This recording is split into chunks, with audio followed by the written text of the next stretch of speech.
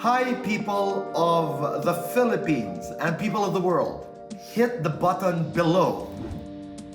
And you will be subscribing to the Boy Abunda Talk channel on YouTube. Let's keep talking.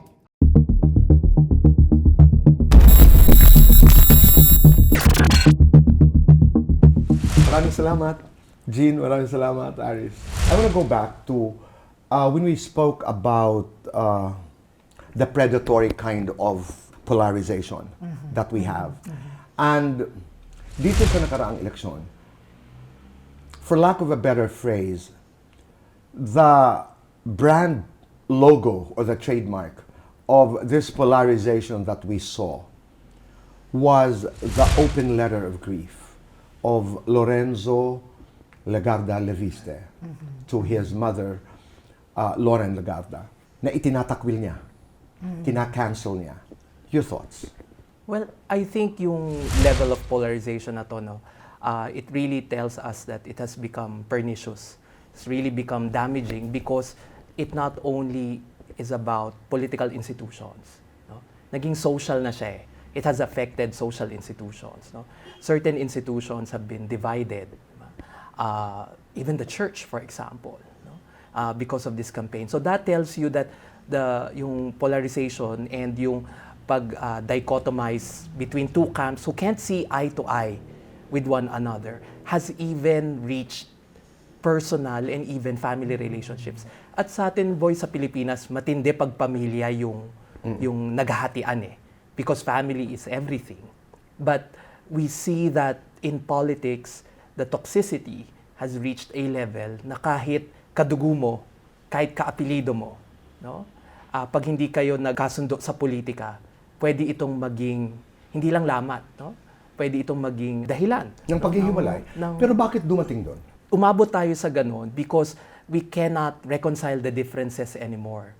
We cannot tolerate the differences anymore because pag sinabi natin na, dito ka sa politiko na to naniniwala, no? That tells you na pati yung character mo could be judged. Hindi lang value siya eh. It has something to do with your notion of right and wrong. Okay. Pag-usapan natin, Jean, yun, your notion of what is wrong and what is right. Yeah, yun yung nakita ko eh, kung bakit siya polarizing. And that is why may judgment, no? Yung mga tao. Kasi ano ba mga issues, no? Issues ng pagnanakaw, issues ng pagsisinungaling. And ito, yung nangyari kay Lauren and her son, para siyang microcosm, no? Of what happened among some families in the Philippines during the campaign. Napakahirap maunawaan.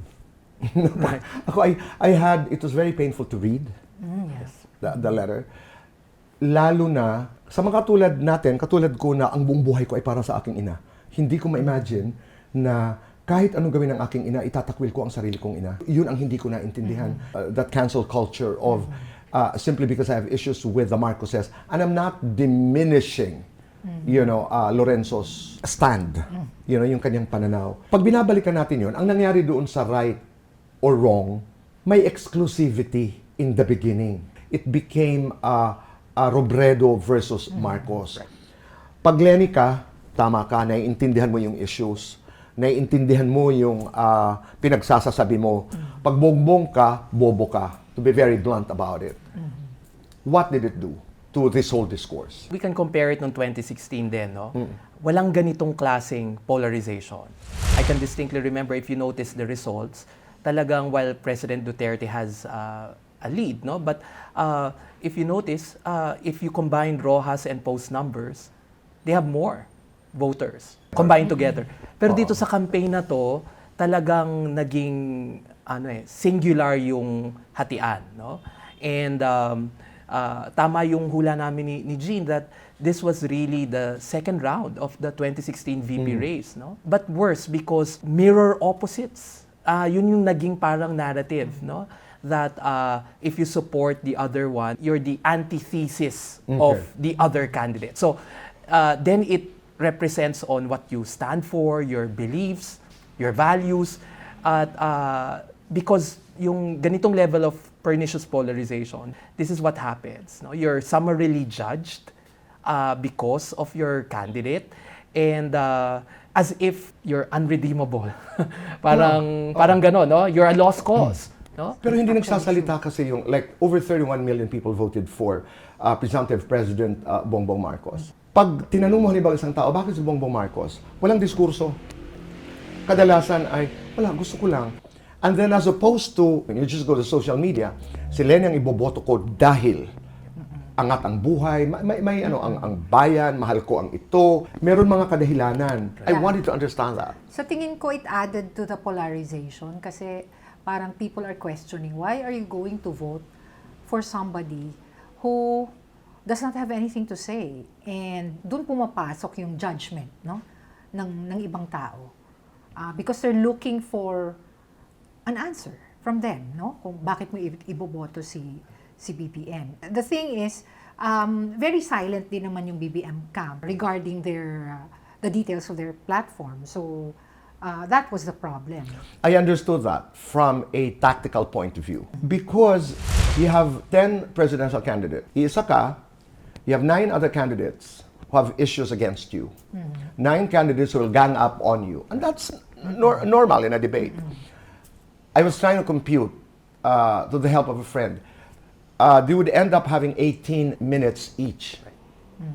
Each one has 18 minutes, to go against Marcos, and he has 18 minutes to defend himself. So napaka-obvious din nung pupuntahan ng pag-uusap. So if I were an election handler, I'd also say, let's look at the numbers, meaning the surveys. Can we afford to actually not attend debates? Can we actually afford to just, go straight to the people? And if we can, let's see. I remember after the first debate and he didn't show up, wala masyado. So kung wala masyadong epekto, why would I actually go for the debate? So from that point of view. Sa akin yung debates, let's admit it, hindi pa tayo ganun ka sanay sa ganitong klase, no? That's why we even elect people in the Senate who have no experience in debates. Parang hindi ito elemento ng politika natin. So when we compel politicians to attend in debates, it's more aspirational. Okay. Parang ito dapat yung politika natin. Pero hindi ganito eh. I hate to use it's a cultural thing na non-confrontative. But even surveys by Pulse reveal that negative campaigning, mudslinging, attacking your opponent will not give you the votes. Yun yung pinaka-clear na consistent. So, if you're the strategist of a presidential campaign na maraming dapat ipaliwanag, kaya lang, pag ginawa niya yon, then it becomes a downward spiral, then your strategy to be as minimal as possible. And we realize that now na ang mga tao ay hindi pala masyadong nakadepende. Kung ito lamang ang ihahain nating klase ng debate, meron kami ibang dahilan kung bakit namin iboboto ang aming napupusuan ng mga kandidato. Ang frame kasi, Boy, is that voting is a rational act. And this is more recent in political science research, no? The role of emotions. How does a candidate make you feel? How does a candidate appeals to you emotionally? I also tried to look for answers, and I looked at the World Value Survey, and it's a survey across the world. Many countries are involved. Tapos yung Philippine case, since the 90s, talaga tayo, meron tayong authoritarian tendency sa mga value. And to a certain extent, both Sara Duterte and Marcos Jr. represent that, no? May leader na magpo-provide ng lahat. Di bale na kung merong shortcuts sa civil liberties. Okay, let me go to what went wrong with the Lenny campaign, if anything wrong did happen. Let's take it from the very beginning. Was that whole exercise of the One Sambayan, now connecting the dots, did it actually make sense? Sa akin, yung One Sambayan was an attempt to come up with a coalition. That's right. It's a Right. broad coalition. Good intention. But did very good intentions. Right. Na-achieve ba? I don't think so. Because I think even if there was really, parang united front dapat no? But I think in the beginning, hindi pa nga nila alam who is the united front against? Because we all knew that the tandem between Bongbong Marcos and Sara Duterte was only finalized in December. Right.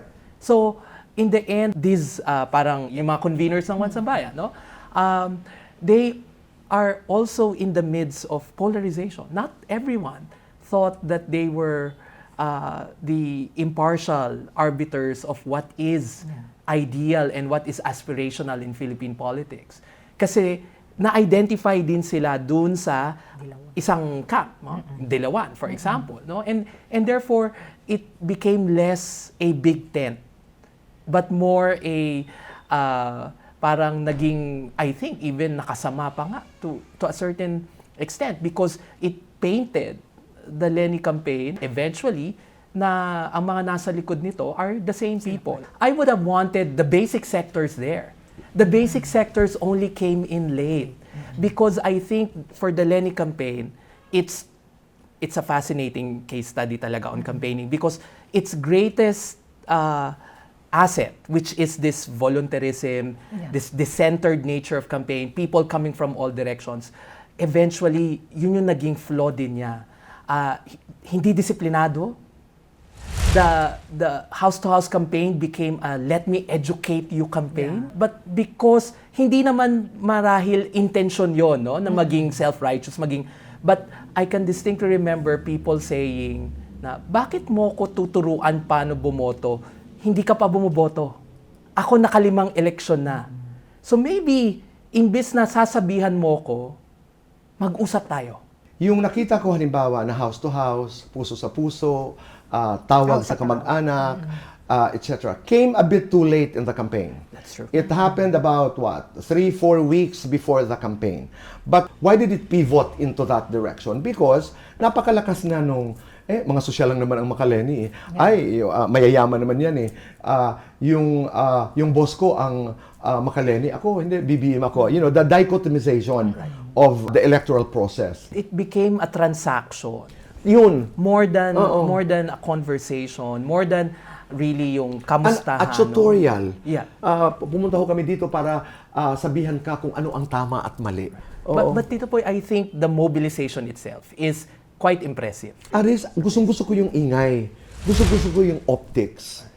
To this very day, I'm still in the middle of studying as to what went wrong, ano pa ang dapat ginawa to convert votes. Because the optics was fantastic. You know, the passion was there. The ingay was even there. In fairness to the Vice President, I think she did everything she could. But having said what we said, why did BBM win? From a purely strategic point of view, I think the campaign was well-resourced.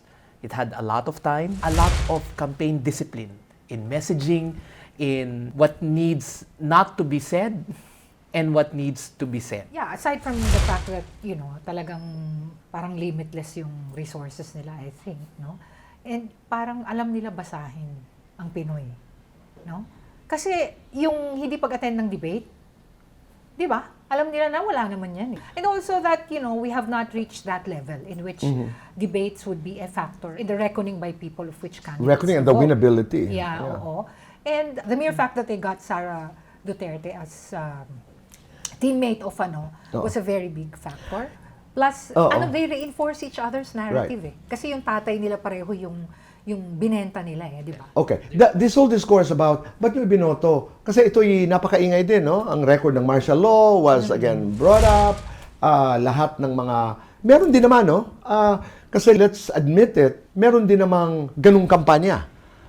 Whether it was planned or deliberate or sporadic, but we were also reading on social media and even mainstream media na ito yung record ni President Marcos, ito yung pinapasok natin, ito yung pinipili ninyo. Didn't it resonate, Jean? Maybe it did, but naunahan na sila ng ng disinformation. Yeah. And for some people who did not experience martial law, talagang sasabihin nila, wala naman eh. Wala naman akong nakitang nakulong. You know what I mean? So ano yung sinasabi nila? No? Simply because they did not experience it. Secondly, yung inflation, yung sweldo noon, magkano, kaya mura ang bilihin. Di ba sabi nila, mura yung bilihin ng panahon ni Marcos. Kahit ano pa yung economic picture ng panahon na yun, talagang mura kasi magkano lang naman ang minimum wage noon compared sa ngayon. So, hindi na-explain yun sa tao. So, they actually believe that mura talaga yung bilhin. Siyempre, pag tinanong mo sa kapitbahay mo who lived during the Marcos era, no? Sasabihin niya, oo, talagang mura ang bilihin nun. Pero hindi na pag-uusapan kung magkano yung Communication minimum wage. talaga. Yeah, no? yeah. EDSA revolution daw happened because of the failure of President Marcos in 21 years. Marcos is back in Malacanang because of the failure of all the governments since 1986. Does it make sense? Pulse Asia shared a survey, yung last electoral survey nila. They asked people how they evaluate two events, martial law and EDSA. And the result is pareho. Meaning, a third of Filipinos views it positively, pareho. A third views it in a neutral manner. A third views it negatively. Ako nagulat kasi I would think that medyo hindi ganun kabalanse dapat yung evaluation. No? Coming from your sense of what is right and what is wrong. And my sense of history. Right? Sense of history. Oh, Right, okay. right. And facts of what really happened during martial law. No? The corruption, the human rights abuses. No? But to blame it all on post-EDSA governments, I think is correct. But to simply say that it's the fault of a particular dynasty, of a particular political clique, I think the blame should be evenly spread more. Because ang nangyari naman post-Marcos is different dynasties, different political cliques of the Filipino political elite took turns in ruling the country. No? That's a very interesting topic. That's really very, very interesting. Without having to talk about the government of Tita Cory, which was a revolutionary government, but let's talk about, for example, Ramos to Erap to Gloria to President Noy to President Duterte. Mabilisan, you can identify. I like your concept of spreading, halimbawa, the analysis. Remember Farmally, remember NBNZT deal, remember Jose Velarde, remember Napoles, remember the PA Amari during the Ramos administration. But this needs really a very careful study. Yeah, but economic data tell us that the economy was actually rising from 2006 onwards, no? And that when in 2018, I think parang 18% na lang ang poverty. So 18 or 16%. Kaya lang because of the pandemic, bumalik sa 23%. So that tells you that may ginawa yung previous administrations. Kung titingnan mo yung ganung I totally agree. It's just that people are saying, economists are saying that ang bagal natin sa pag-alleviate ng poverty. Tapos pag non-poor na, nahihirapang umangat to lower middle class or middle class compared to other Southeast Asian neighbors. So, yeah. Ang point ko naman, Jean, in that department, yes, I totally agree. Pero in terms of leadership, ano ba ang nabago? They're the same actors, pare-pareho ang mayayaman. So sabi ko, for another discussion, ito ang dapat silipin natin na in terms of leaders, in terms of leadership, in terms of political control, na kanila pa rin. Right. Because what unites them, apart from political interests, is it a vision for the country, a vision of how politics should be done? Should it be a bit more conservative, a bit more liberal? These are, yes, this might be ideologies, but this is what binds politicians, that there are certain values that they emphasize more. May it be conserving tradition, may it be giving more freedom, may it be the state intervening in the market more, or allowing the market to be freer. These are all questions that politicians don't coalesce around. They coalesce on ano tayo, no? Itong dinastiya natin, o ito ang ano natin. But I want to say also that I think what we're seeing right now is because despite growth, economic growth, it was growth without equality. In fact, globalization has produced so many uncompensated losers. And I think these are the ones who voted. Because parang sinasabi nila, yung sinasabi nyong growth, hindi naman namin ramdam yan. Exactly. 1%. That's true. And then it translates to politics. If your economy is so exclusive, then good luck sa politika mo. It will be the same. And if you translate that into the elections, ang boto nanggagaling dito. Sa D. Oo. History again. And again, I'd like to invite you one time and we can talk about history because I really feel that for us to have a better understanding of who we are and where we are from, politically, kailangan silipin talaga natin kung saan tayo nanggaling. Okay, last question. How do we move on at this point? Given our recent experience, given how polarized we are, given the economic situation, given what's happening to the world, ang tanong lang ng nagmamasid sa atin, how do we move on? Well, sa akin, disinformation is the enemy. We have to do something about it. And as an educator, I think we need to enhance critical thinking. We should not de-emphasize the social sciences. You were talking about history, no? People, I'm sure in some schools, hindi na nila pinapagtuunan ng pansin yan because they want courses that would land them a job. Ano ba ang mangyayari kung pag-aralan mong history, ang literature, no?